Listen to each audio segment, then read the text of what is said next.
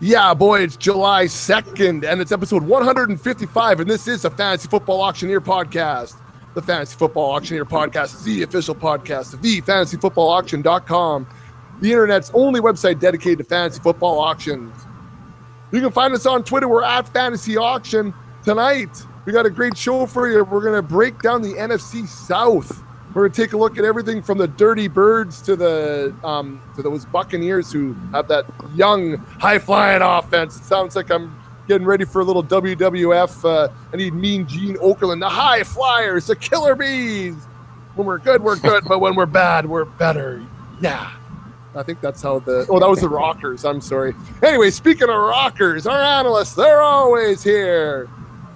Slim's grinning from the WWF reference, not even WWE. Yeah. Slim, how's it going tonight? It's going good. I was actually smiling thinking about the Rockers. I used to love the Rockers. Old Shawn Michaels and Marty Jannetty. Marty Jannetty, nice. I was just going to actually... Luscious hair. I was going to throw that to Blister to see if he would have been able to name the Rockers, which would have been pretty good. I wouldn't have. Well, speaking of Blister, let's how about this one? How about Blister? We're going to give you name one of the wrestlers. One guy was like I can't even remember. They were brothers. One was a little bulldog. The other guy had the British Bulldogs. Oh, that's pretty. I'm thinking a little bit more of a Big Papa Pump. I lay my body next to your body, then everybody. Anyways, can't you see him with that blonde hair, and he's just got the flex on in the middle of the ring. Are you talking about the Steiners or what? The Steiners, yes, of course. Rick Steiner and the other one? Yeah, the other one. Oh, jeez. I'll throw it out there. I'll let you guys... Scott Steiner. There you go. All right, so yeah, I was thinking more of that, and they're probably going to wrestle, the Shadows, Light and Dark. That was an actual tag team back in the day. They'd be wrestling in the Maple Leaf Gardens. The Shadows. Maybe the Poet, Leapin' Lanny Poffo. No, I don't remember him. No. You don't remember Leapin' Lanny Poffo? No. Listen, that's right. You're young, though. Anyways, young is not the night, so let's get this thing going, guys. So if you guys are ready, then I'm ready. Let's cock the hammer. It's time for action. So enough of the wrestling talk. We're going to get right into the NFC South tonight, guys. We've got 4 teams to break down. They're broken down in the membership area on the website, thefantasyfootballauction.com. So click on the members area and have a look there. See if you're interested in the only all-auction membership on the internet.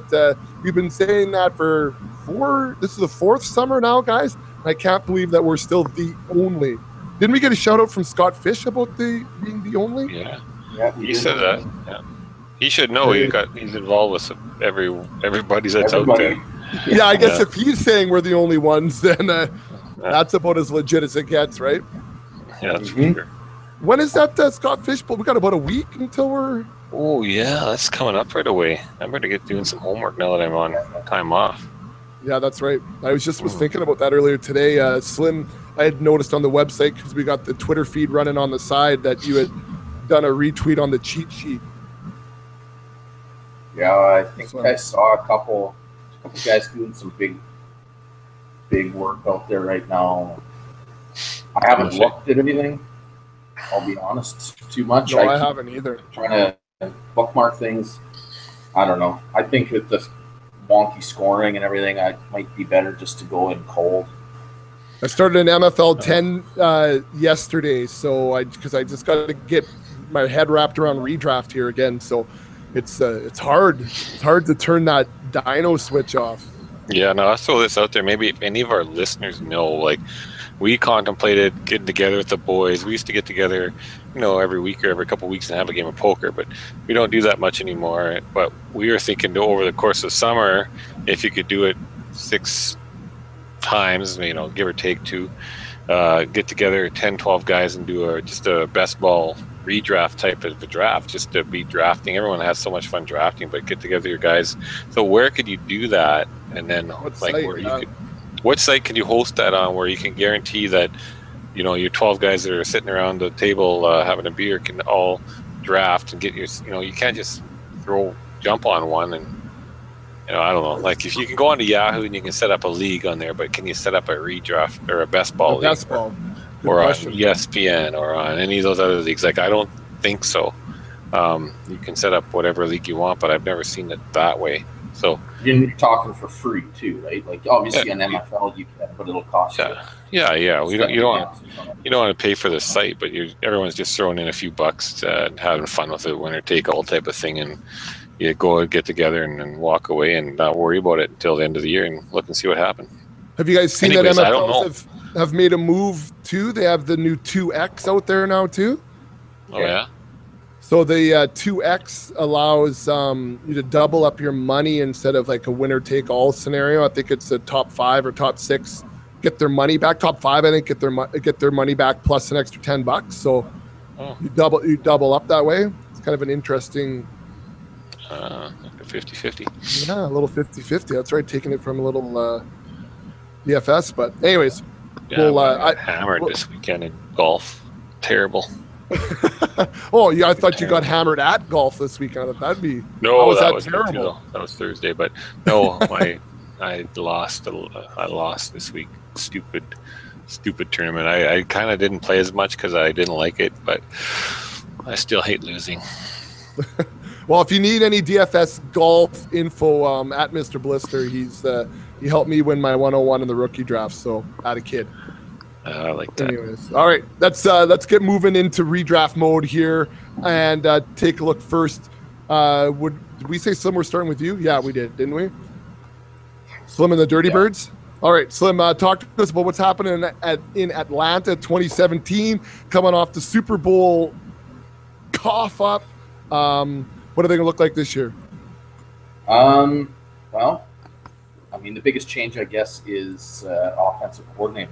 Losing Kyle Shanahan, this highly touted, godlike figure that everybody just revamped this team, which, you know, obviously had a big role in that.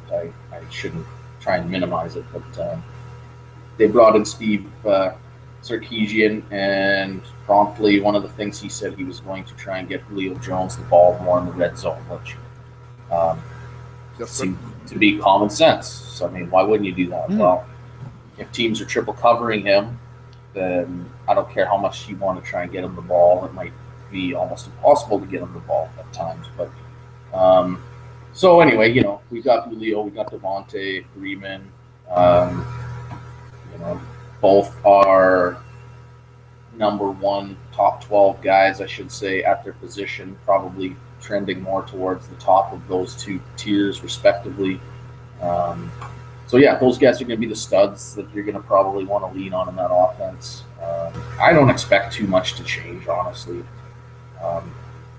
in Atlanta in terms of play calling and just the types. Sorry, I shouldn't say that. There might be certain types of plays that change, but in terms of their run, pass splits, things like that, if anything, I think they could be more run-oriented because we saw their defense. They were so young last year, and they started playing so good at the end of the year. If those guys just keep continuing to develop, they should be winning more games or have games closer. They don't necessarily have to whip it around as much as they've had to in the past. So, you know, as a Julio owner in Dynasty, yeah, okay, maybe he gets a few more touchdowns, but I think maybe he sees maybe a few less targets too, so it could be just a wash or a wash that way. So, Blister, looking into the backfield, it seems to be kind of foggy usually because it's a committee, but both these guys tend to be producers. Anything you're looking at as far as the Atlanta backfield?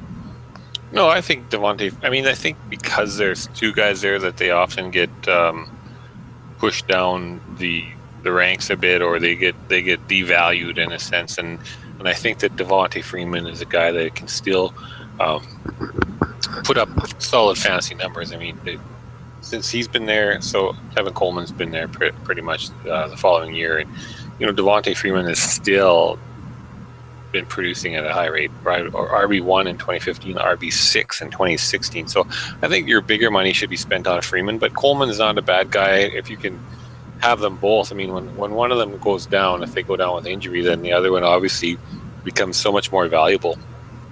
But I think the higher dollar value is going to be Freeman, and if you can afford to take them both, then it's not a bad idea. But Coleman is a guy that, I don't think you can write him off because he can still produce when he's on the field as well.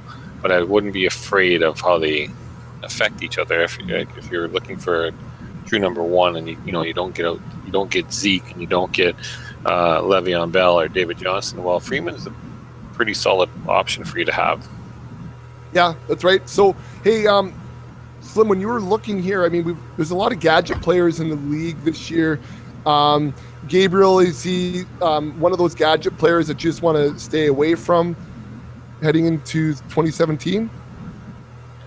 Yeah, I mean, I typically don't like these kinds of players. I don't like players who a large portion of their production comes from, what's the word I'm looking for?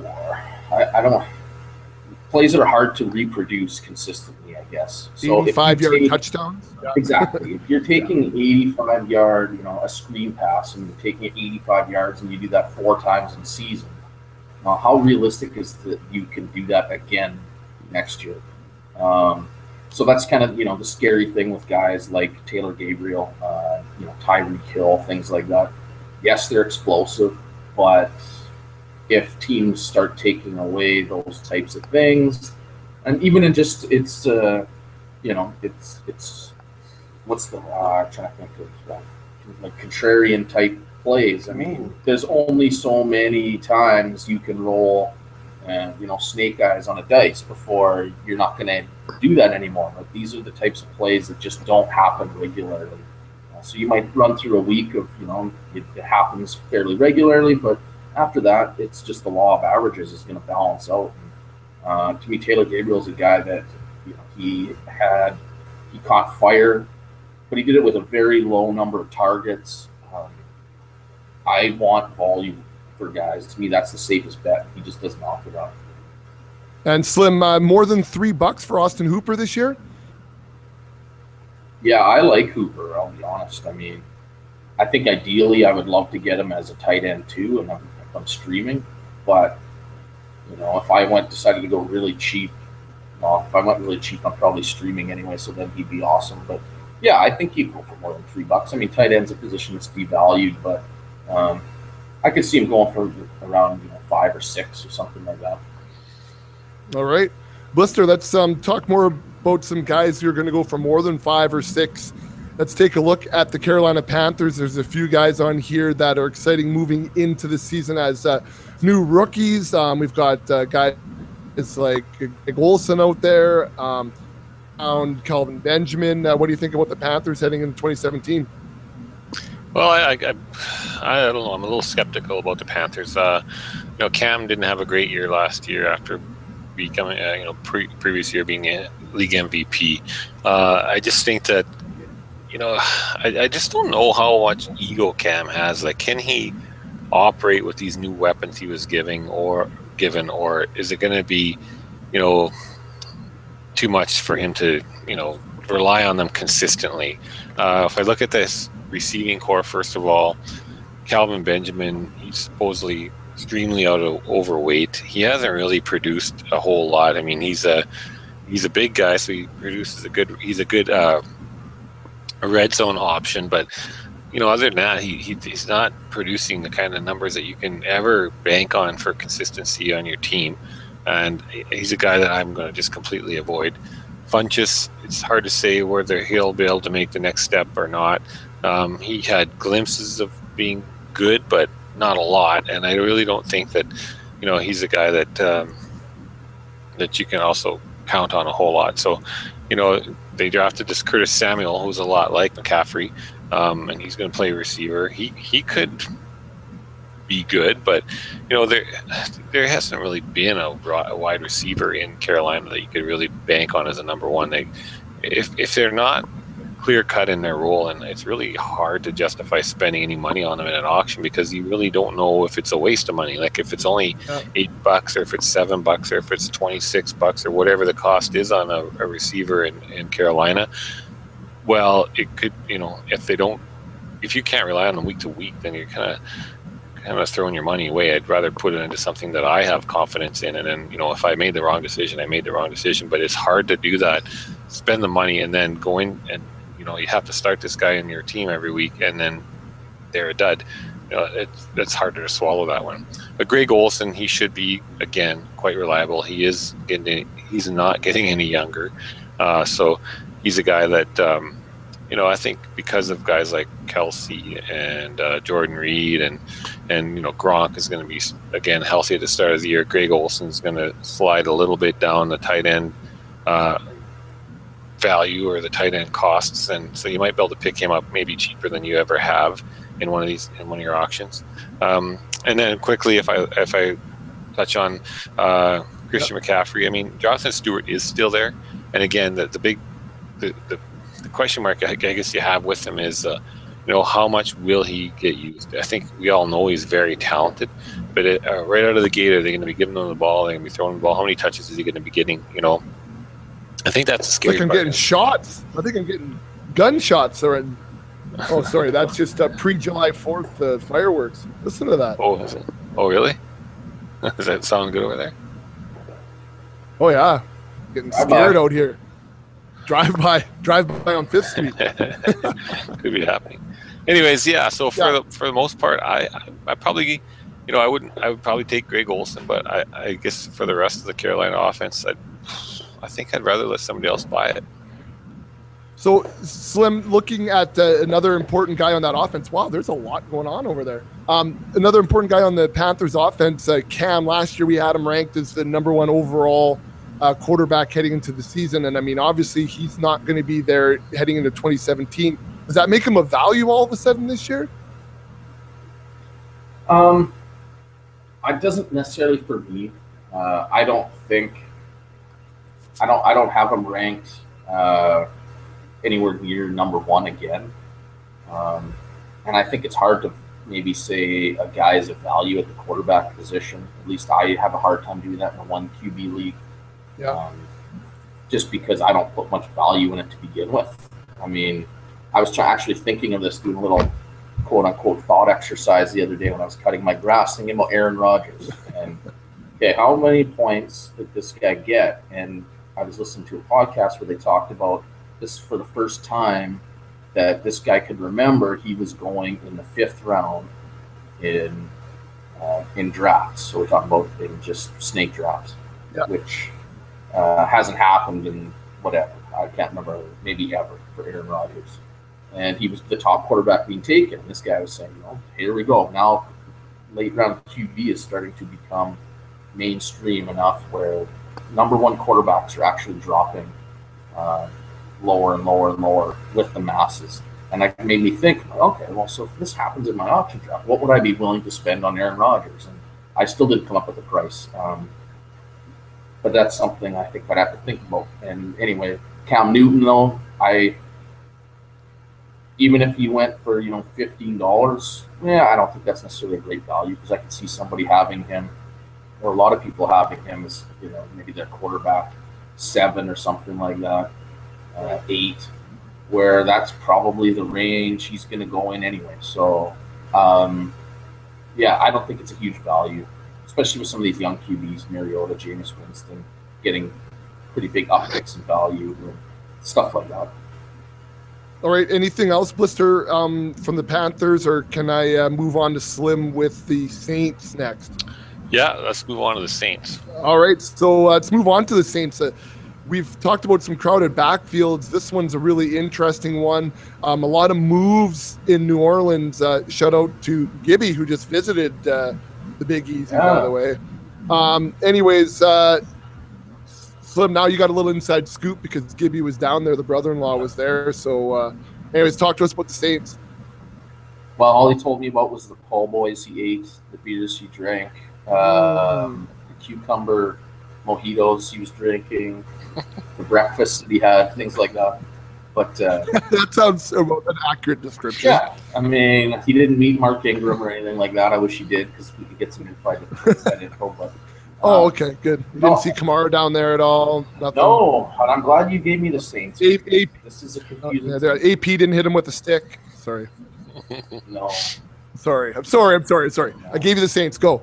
But yeah, to me, the biggest thing is going to be what happens with the running back situation. I find myself flipping around a lot. When AP first went there, I was kind of the mindset, whatever, he's not going to do much. And then they dropped a guy like Alvin Kamara, whose specialty is catching passes in the backfield. And then it made me really worried for a guy like Mark Ingram. And then I read things and I think about it. And there was a guy who did a comparison of the touches they had last year in 2016 from the running back position. And essentially, Mark Ingram obviously dominated, but then Tim Hightower, he did most of his damage on the ground, didn't catch too many passes. And they had a guy like Cadet who just about did everything through the air, didn't catch a ton of passes. And he kind of broke it down and what he projects, and he still comes out with Ingram leading the team in touches by quite a large margin, which is something I didn't necessarily think. So I think it could be kind of an ugly kind of mess. And if that's the case, I have a feeling Mark Ingram might be the cheapest or one of the cheaper guys. I think Kamara will be cheap. The problem is I just don't think he's going to get a lot of handoffs, and I don't know how many passes he will catch. I think he's a skilled pass catcher. I just can't pinpoint a number, and that's scary a little bit, at least until we see what happens. So it's definitely something I think you want to monitor in the preseason. Check out their usages, and like I think we all know what Adrian Peterson's going to be doing. He's going to be used to the goal line and short yardage stuff. How much is he going to be used? First and second down. That to me is the question. Does Ingram split that fairly evenly with him? Does he get more touches than Peterson? I have no idea. I really don't. I don't even know what Peterson offers in terms of, what he's got left in the tank. So to me, this is a situation that I had a hard time. I still have a hard time trying to peg. If I had to lean, I have Ingram as my bust because I think that AP is going to get more touches. But when I see beat writers writing these things, I have to really think hard and at least make me think about it. I also got to tell myself, okay, these guys, this isn't the gospel either. But anyway, it's confusing. So yeah, a lot to think about there at the running back position. Well, a lot to think about, Blister, at the receiving position too, of the loss of Brandon Cooks and a ton of targets. What's that receiving core look like this year? Well, Michael Thomas is going to be their number one stud there, but I'm a little worried. I mean, he's relatively young, obviously. He'll be forced into the number one role, which he really didn't have to play last year. So he's going to see all the number one defensive backs and corners and everything like that. So he's going to have to, that's going to be a new challenge to him. I really, Ted Ginn is there now. I've never been a big fan of Ted Ginn, but he does have speed and he could stretch the field, and he's got a great quarterback to get him the ball. So he could be the sleeper here, a guy that I really haven't put a lot of thought into. There's a lot of hype right now on Willie Snead, and Willie Snead could get the most passes. Like, he could become a good slot PPR receiver, and I think he will have a pretty big year. Cooks left and leaves, I think it was 100 and some odd targets. He left, and those have to be dispersed around. So it's going to probably be some more for Willie and Michael and Ted Ginn getting those targets. So I think that, Michael Thomas, because he had such a great year last year, is going to, garner a lot of attention. People are going to look at last year's final results and see how well he did. But I'm a little skeptical or a little nervous. I think he's still a great receiver, but I just wonder that, there's that next year after. Like, is he able to maintain? Is he able to do that? I would think that probably where he ends up getting drafted or the price tag that he ends up costing, I don't think he's going to live up to it this year. Just my inside feeling. But Willie Snead, I definitely think, could be in line for a better year than he's had. And Ted Ginn could be a sleeper. I really don't like him, like I said, but I think he could be a guy that you could grab, obviously, for a buck or two. And he might really produce for you in some instances as well, because he's going to have a quarterback that can finally get him the ball.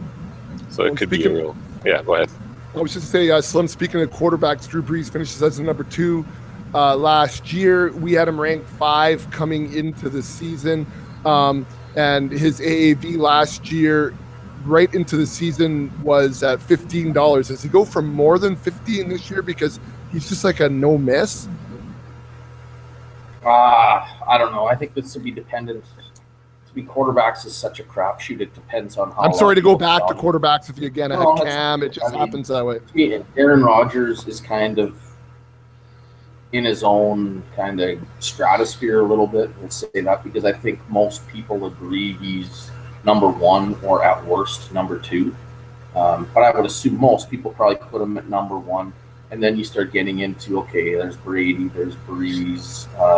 Maybe you put Luck in there. Some people will. I personally wouldn't because of his shoulder injury and he hasn't even thrown yet and all this stuff. That's a little bit scary for me. I just think that doesn't really bode well for elite fantasy production, at least in terms of the guys that we're talking about. So $15, yeah, I could see that. I mean, maybe somebody likes Andrew Luck more, or maybe someone likes Cam Newton, Russell Wilson, those guys. There's a lot of name value that comes with quarterbacks that's not necessarily tied to production. So the average owner might just buy into name value. It doesn't actually really look close enough at what's happening. I think Andrew Luck would be a prime example of that potentially. But I'm glad Blister mentioned Ted Ginn, because I think he is an excellent sleeper candidate. To me, he's a guy every owner in a draft should be looking at. Somebody like that's your last pick in the draft for a buck. Right.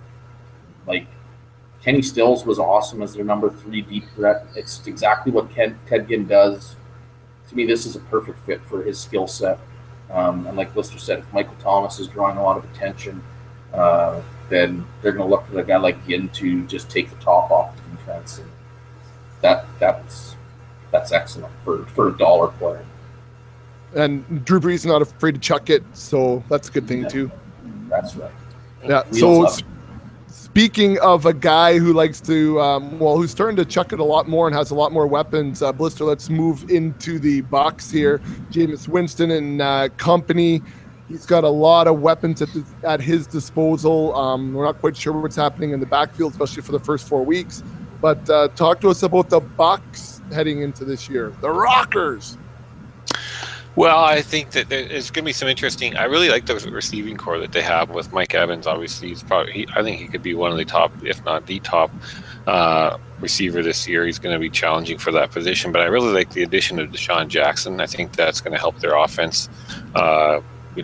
I drafted Chris Godwin. I don't know if he'll be producing much this year or not.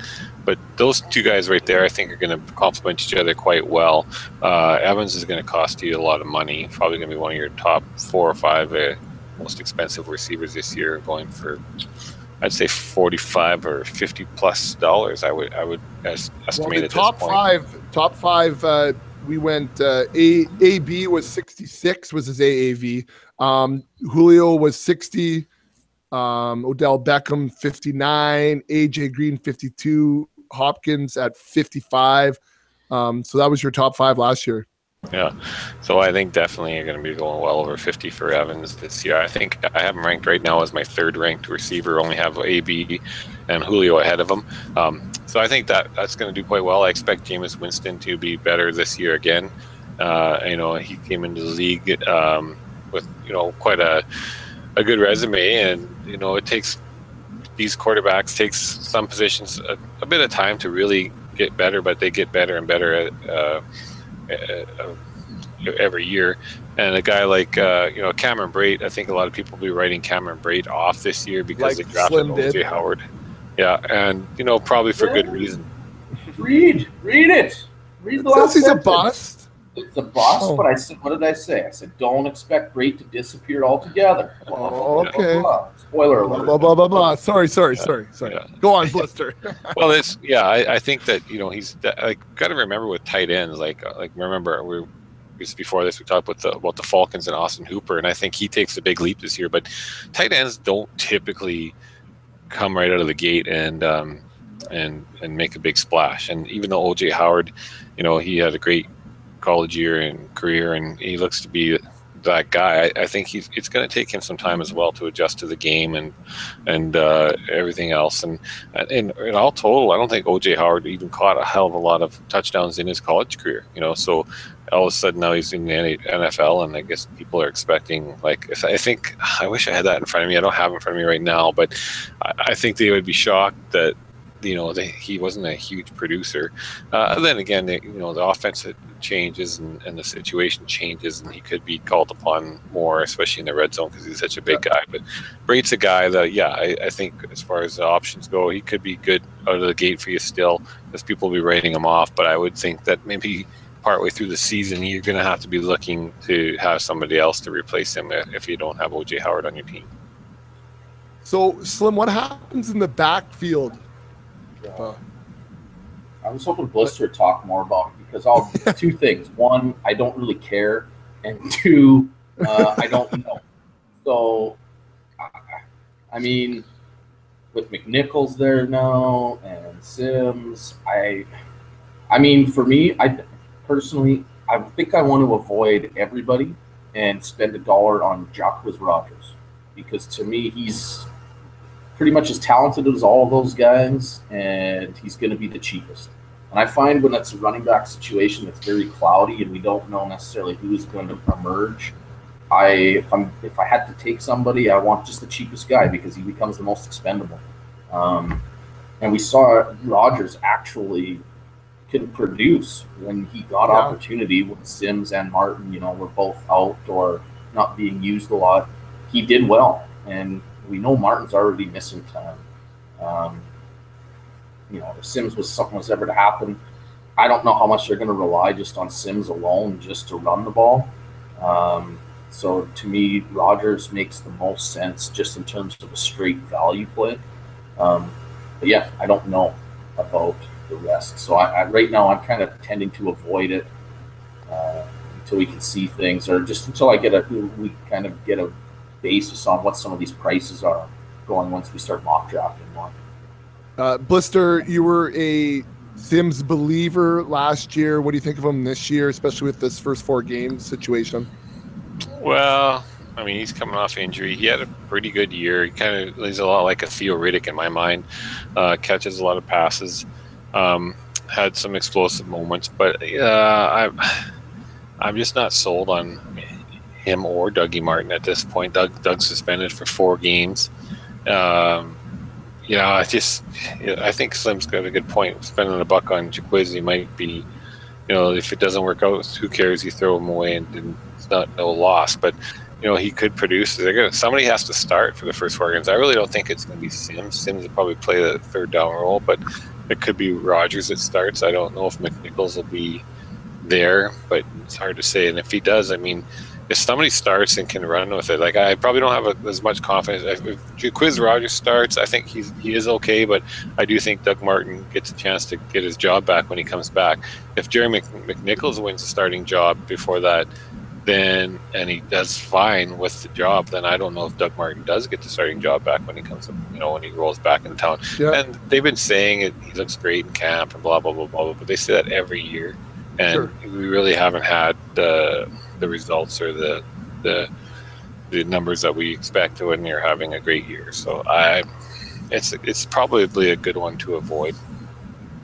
And I had a good conversation with my 10-year-old. He enjoys playing Madden with the muscle hamster, and then we had a discussion about why the muscle hamster and then why there's so much muscle. And so then he wasn't such a big fan of Doug Martin anymore after we had that. He referred to him as cheater. And then he proceeded to kick my arse in a game. He just handed it to me. Sue just just dismantled my O-line. Anyways, we're playing on random. Let's just get it out in the open. We're playing random teams. He gets the Dolphins. I get the Rams. And like a wet paper bag was the Rams offensive line. And if that's any indication going into this season, well, stay away from Todd Gurley. Let me tell you, holy Christ. Todd Gurley could not see the light of day. And Goff, I think, threw more picks than he did receptions. So it was ugly. It was ugly. The pressure got to me. Anyways, speaking of the pressure getting to me, this division is an interesting division in fantasy football. I think there's a lot of key players on these 4 teams that are going to make and break your fantasy teams. I think it's big names, it's big offenses, it's not great defenses sometimes, and makes for a pretty key division in fantasy football. For sure. I mean, I think Falcons are first and Saints are second ranked offense like last year. So there is some good offense and not a lot of defense really, and they can put up points. That's for sure. So Slim, anything else to wrap up this NFC South? Just professing my love for the Buccaneers. I really love what they've done, and I'm trying to stockpile Buccaneers if I can, especially in the passing game. It's true. I love Drew Godwin and Blister. If I could have made it, I would have done it. Give me all the Jameis Winston. Give me all the Deshaun Jackson. Let's go. I think it's going to be a fun offense to watch this year for sure. Yeah, I want to see old Jameis just sling it around here. So, Blister, when you're down in FLA for Christmas, Yep. maybe yeah, in the bowl game and then, right? Yeah, I don't know if we're going to either this year. Like, we probably won't, but we went last year and watched the Bucs play Cam, I guess it was. Yeah, that's right. That. Yeah. So it was fun. Shar and I went. It was good. So you're not going this year? You're staying in the cold for year. Christmas? Well, I don't know yet. We haven't decided, but we usually go every other year. That's it. And so this would not be the year, but we'll see. It's very doable to go for at least some part of it because we have enough time there. Yeah. Depends on the hockey season, I guess. Maybe we'll be hockeying somewhere. Could be, but over Christmas it's usually pretty quiet. Yeah, it can be, which is nice. Really nice. All right. Well, guys, let's wrap up this NFC South and call it a night. I will talk to both of you guys in a couple of minutes here, and for the rest of you, I'll see you when it's springtime in the Rockies.